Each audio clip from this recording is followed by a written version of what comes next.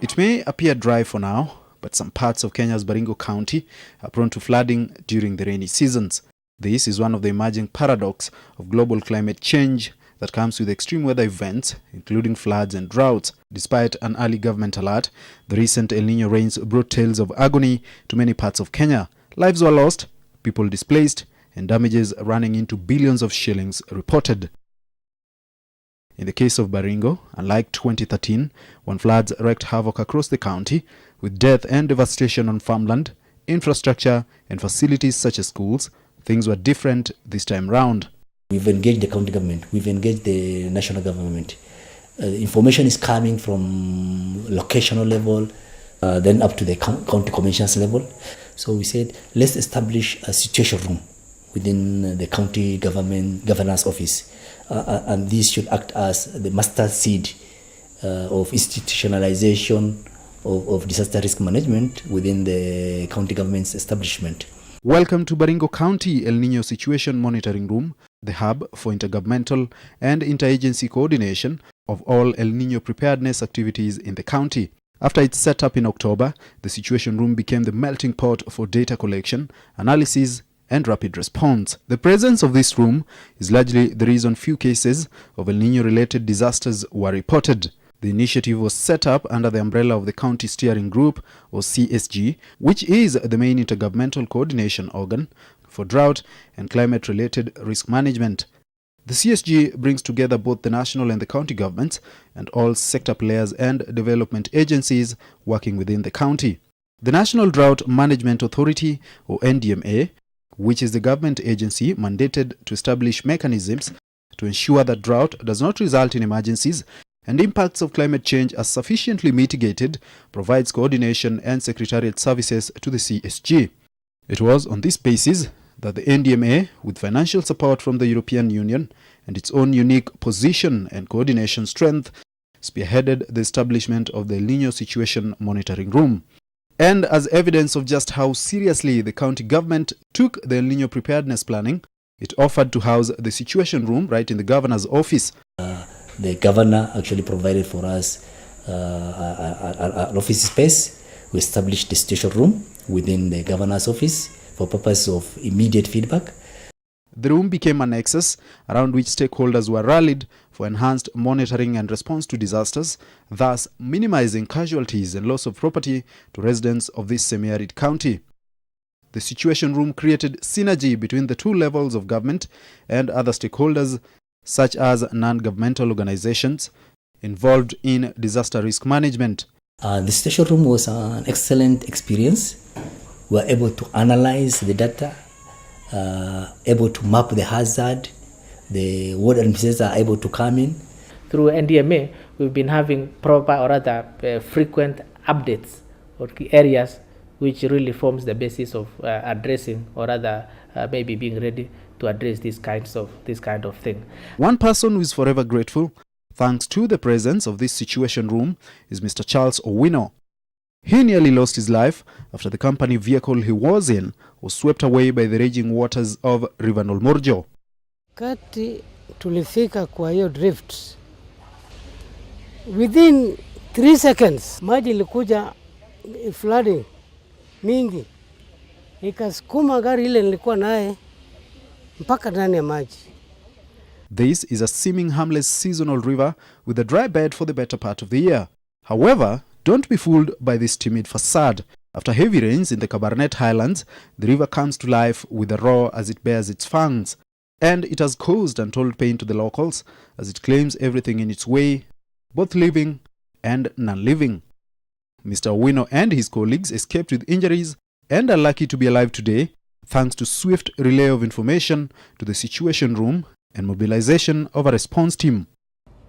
Na sasa yule mtu alikuwa anapiga simu sijui sababu mimi nilikuwa ndani ya maji sijui nini iliendelea. Alifanya jambo la maana kwa maana alifanya na ikawa short time. A few kilometers away in Mogotio sub-county, Joan Chepkwony is a happy woman.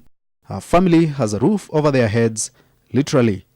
The roof of the family house was blown away by strong winds during the El Nino rains. The coordination, mounted by the CSG, led by the county government and Kenya Red Cross, thanks to the Situation Room, ensured the family had a soft landing.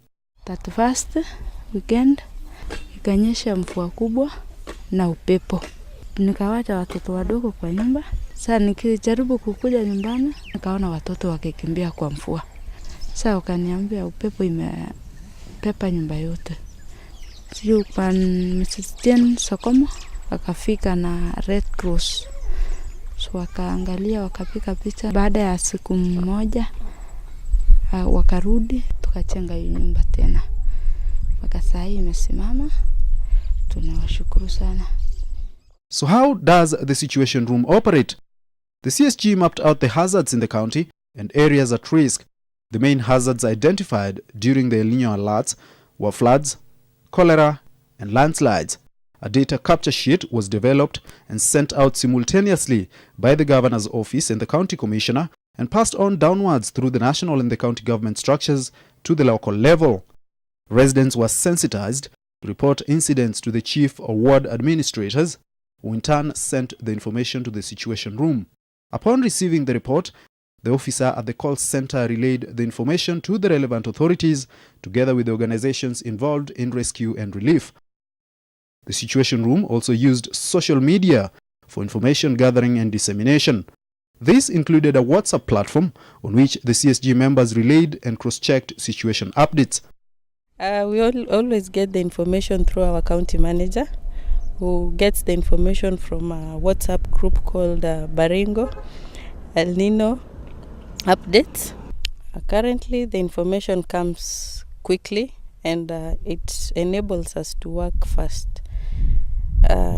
Because our WhatsApp group, it's a bit fast. You get the information firsthand, and it doesn't take long for the information to be relayed down to the people on the ground. The CSG organized itself into sectors with lead agencies depending on the area of strength and based on the county El Nino response plan objectives of protecting lives, protecting livelihood assets, protecting critical facilities, and enhancing coordination. Once this information was conveyed to the concerned parties, they responded accordingly depending on the nature of the incident. The Situation Room is supposed to provide real-time information on how the flood is affecting various sectors. One of the objectives of the Common Response Plan was enhanced coordination. And we thank the EU DCF fund, which is a grant under the National Drought Management Authority, which supported to establish the Situation Room and improve the coordination. Good ideas without facilitation becomes a problem. NDMA has done it very effectively. I don't imagine anybody or any organization who have done it better than NDMA. We are very satisfied the way NDMA has been able to coordinate all these activities. Though the Situation Room was primarily set up for El Nino monitoring, it ended up serving as a multi-hazard monitoring room, which saw the CSG respond to 2 fire incidents in Marigat during the period. It also contributed to generation of knowledge, whereby 3 university students majoring in disaster management and community development were given opportunity to appreciate translation of theory into practice in integrating community development and understanding disaster risk in tandem with the priorities of the Sendai framework for disaster risk reduction. The Situation Room should go beyond El Nino because we need timely information. It will lead actually to effective response. Like as we moved in, the Situation Room actually assisted in terms of once you have the information, the relevant actors respond adequately. As the CSG laid plans for post-El Nino recovery activities, the lingering question was whether the Situation Room should close at the end of the El Nino rains. Stakeholders agreed that the monitoring room enhanced coordination and response during the El Nino rains and should be adopted as a permanent county disaster risk management center. we still have also to really actually retain this. So that means we'll need also the resources to be able to continue operating this particular center. The impact created by the presence of this room can be felt throughout Baringo County. Prior to the setting up of this situation room, heavy rains that were not even at the scale of El Nino would wreak havoc, cause deaths, and other challenges to the locals. Both levels of government agree that the level of synergy provided by the monitoring room enhanced them to deliver services to the citizens more effectively.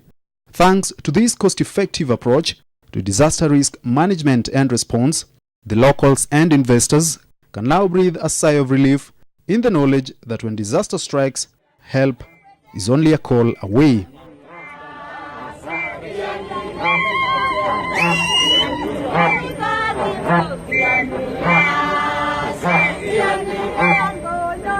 Myanmar.